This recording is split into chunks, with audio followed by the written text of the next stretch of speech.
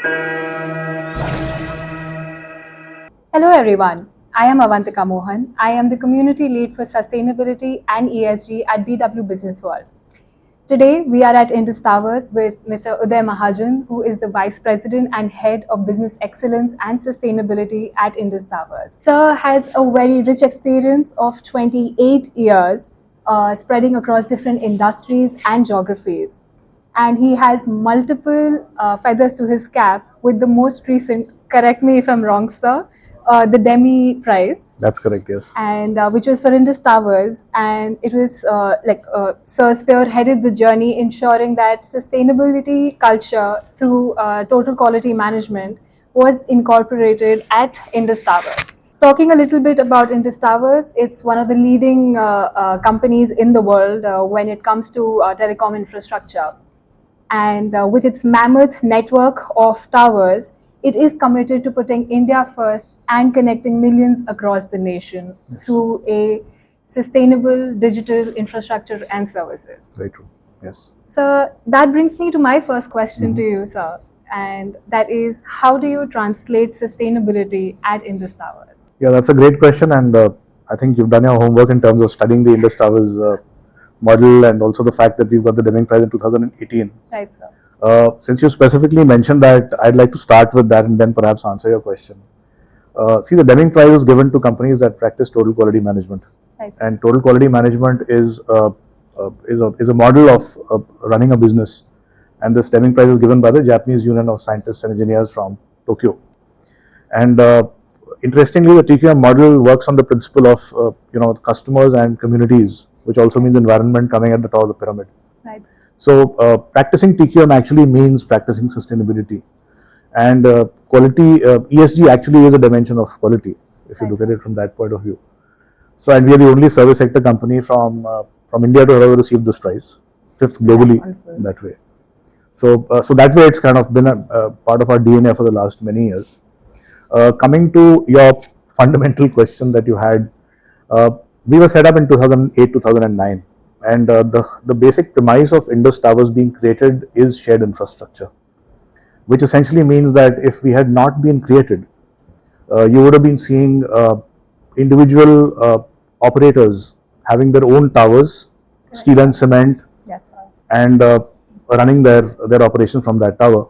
But what happened as a result of Indus being created was that we amalgamated the assets of three operating companies, and created this one company. So instead of having 3 towers and 3 investments in capex on steel and cement, we have this one tower on which everybody sits and transmits their signals. And by the way, this is a Harvard business case study twice over. This is also, I've had the good fortune of writing this as a case study along with an IIM Ahmedabad professor recently. Okay, sir. And it's part of their management program as well. Wonderful. So it's the point I'm trying to make is that it's a sustainable story right from the day of creation. And of course, there's much more that we need to do, and there is a lot that we've done as well, which we take a lot of pride in. But we are aware of the fact that there is a lot more that is in store and needs to get done if we really want to make a big impact on this planet. That is very true, sir. And so, like you said, that there's a lot that you've done in Indus Towers. So we would like to know what are those few initiatives that Indus Towers has taken, sir, Sure, when it comes to sustainability. Sure. I think the first thing very important to mention is that we're very serious about this concept of sustainability, and like I mentioned earlier, we've been serious about it for quite a while now. Right. Even before it came as a buzzword in the corporate world, our focus has been from the core of our existence to be a sustainable company in the true sense. Talking about initiatives, the nature of our business is such that we've got a diverse set of assets. Right. It's like having 195,000 factories across the country. And what happens is that when you have a factory which is within the 4 walls, it's easier to contain a lot of these things. But the challenge for us has always been the diversity or the geographical diversity of our assets. The nature of our assets is such that we have to have perpetual availability of power to run these sites for our operators, and given the electricity supply in the country, of course it's been improving over the past many years. We still have pockets where it is erratic, and therefore we have to have alternate solutions of powering up those sites, because we can't let the signals go down for the operators. They are customers, and therefore diesel becomes an area that is a necessary evil for us to have many a times. And so therefore the biggest plus that I would say that we've managed to do over the last 12 years is, despite the growth that we've had in the number of towers, we've dramatically reduced our diesel consumption. And of course, it's also thankful to the government for improving the EV supply over the last many years. So that definitely has played a big role. But internally also, we've consciously tried to take steps to reduce the diesel footprint that we've had. Some of the measures that we've managed to take as a subset of these activities, we have you may have seen some sites and they have little shelters which have the equipments inside them. Yes, sir. And again, there's a government playing here. There's Indus Towers doing its own stuff. There is technology which is playing a role as well. Correct. And what's happened is that thanks to technology advances and some of the measures we've taken, a lot of the equipments that were supposed to be kept in a air-conditioned environment have now become conducive to being stored outside the site. Okay. Therefore, the need for a shelter is not there anymore in many cases. When you move your equipment from indoor to outdoor, the need for the AC goes away. That's Now, how. when the need for the AC goes away, the need for the generator also goes away many times. That's like a largely power-consuming unit there. But there are sites where you need the ACs. There are equipments which still need the ACs. And for that, we've also done things around finding alternate cooling solutions, natural cooling solutions, fixed cooling solutions, and things like that, wherein the amount of electricity that is needed to power up an AC is not as much. Okay, sir. So that's one core area that we've worked upon. There are about maybe about 25, 30 others that I can talk about, but just to keep the answer concise, I would say that's one big stamp that we've managed to create over the last few So years. I think that's a huge step that's been taken. Yeah, And we like to believe that, it- but we know that there's much more to do as well. Definitely, Yeah. sir.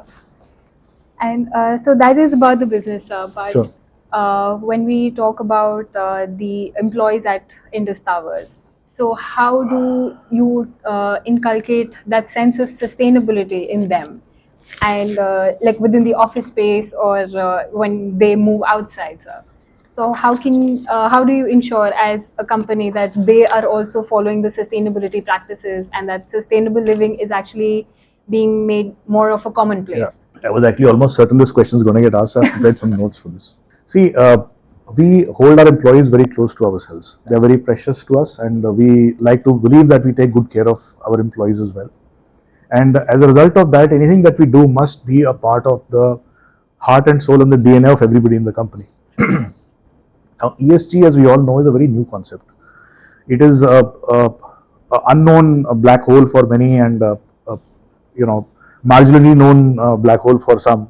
But I can say with a certain degree of confidence that probably very, very few handful of people who understand this subject completely, because it's very new. Yes, sir. But because it's so critical, it's important we take measures.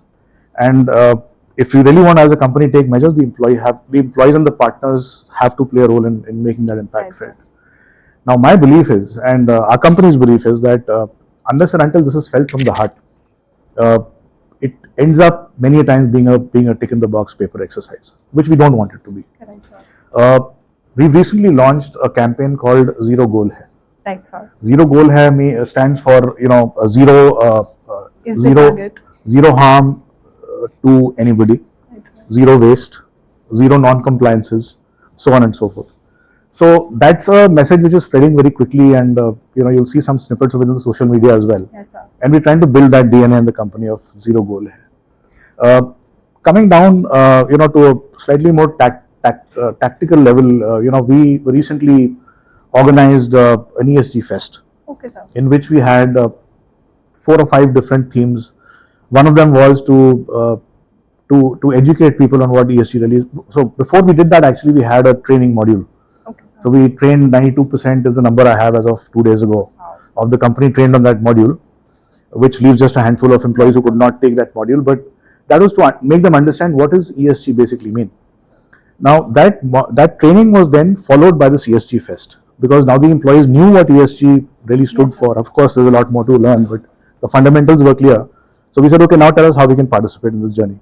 So therefore, one of the themes was that, hey, Now that you've understood ESG, I'm sure there's a lot of stuff that you're doing either at work or at your home or at your in your personal life, which is actually ESG, but you don't know it.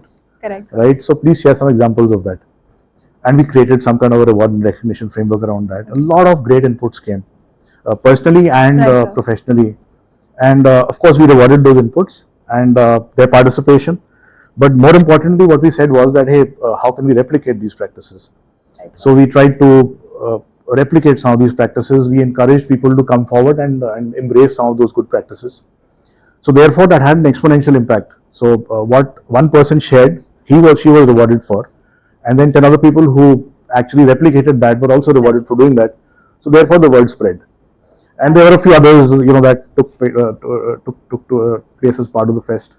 We've just yesterday launched something called an ESG moment. Okay. Which ESG moment is basically a video of the week that I send from my desk. Okay. It goes to the to people in the company who are doing a lot of meetings. Okay, which is a large part of the leadership and some of the business analysts, the executive assistants who organize meetings. And it's a 1 minute or a 1.5 minute video. Okay. And at the start of the meeting, we play that video. Right, sir. And it creates a very, awareness and people. And we want to make sure that everybody sees it. So at the end of the week, on Friday, that video will again go to the all user community this time with a link to it, and we get archived in the SharePoint folder somewhere. Okay. So people can access it and use it later on as well. So there are numerous initiatives. I can go on and on, but I don't know when you want me to stop. But I've got a list of many things here. Maybe a couple more. I'll just take another 30 seconds. We've got something called the Indus Idea Incubator, which basically means anybody who wants to tell us something that he or she thinks is a great idea for the company can come forward and submit that idea in the incubator. It's a very simple 4-field, 2-minute entry that you make. And that idea goes all the way to the leadership, which is the top functional heads of this company. If somebody is submitting it from the circle, then it goes to the circle CEO. So it's getting visibility at the highest level, and it's getting approvals at the highest level. Approvals at the highest levels mean it is almost like a blank check to go and execute the idea. So then those ideas get converted to projects, and those projects get converted to results, and they start showing as well. So just to give you an idea of the kind of numbers we do, about 1,500 ideas come in every year. Okay, sir. Of which about 50% get approved, 750. Right. Of which about 400 odd projects get closed every year. That's still a very huge number. Yeah, we've had this for the last 10 years now. In fact, 11 years. We celebrated the birthday of the incubator on the 16th of September last year. Great. It's the 12th year coming up now. So there are a few that we do, and there's much more, like I said, that we need to do as well. No, that's really great. So it's, we're honestly, as a community lead for sustainability, I am glad to know that there's so much that's being done in the office space, and you're motivating your employees and your people towards sustainability. And that actually brings me to my last question for you. What would be your mantra for the upcoming entrepreneurs in the sustainability space, other leaders, and for our readers, sir? That's a great question, and I hope I am able to do justice to it, because what I say might have a huge impact on the coming times in terms of anybody who wants to listen to what I am saying and adopting those good practices. I would kind of simplify this and repeat again what I said earlier. The first thing is, it must come from the heart. True, sir. And it cannot come from the heart unless there is awareness. Right. So my first message to the entrepreneurs of the future, of today also, would be that make sure you understand the subject well, and make sure you understand the damage that is being caused because of actions not being taken very well. Right. That will automatically trigger a lot of food for thought in your minds, and then perhaps you'll start actioning that as well. And the second thing is, look around. Sometimes we are so busy trying to do our stuff that we don't see what is happening to the left and right. Right, sir. So there is so much of shameless copying that can be done, and it's a good shameless copying to do, right? So just pick up the good things and go forward and do it with your heart and soul, and things will fall in place. Thank you so much, sir. I think that's something very simple and something that's very easy to understand for everyone. And I think if we all start really incorporating that in our lives, we will be at a much, much better place. I agree with you. Yes. Thank you so much, sir, for your time. And we're really glad to be here. Thank you, Avantika. My pleasure. My pleasure. Thank you, sir. Thanks.